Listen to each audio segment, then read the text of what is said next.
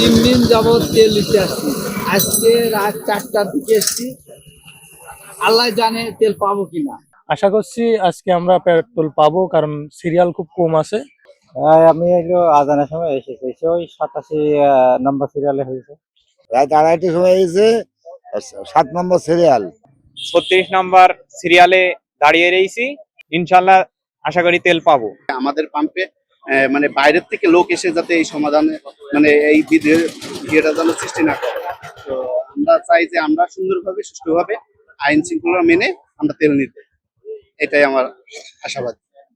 ভোরের ঘুমটা কামাই করে দেখা যাচ্ছে আমাদের আসতে হয়। আমি আসছি প্রায় 4টার পরে। এখান থেকে তেল নিয়ে আমাকে আবার প্রতিষ্ঠানে ফিরে যেতে হবে, যার কারণে সকাল করে আসা।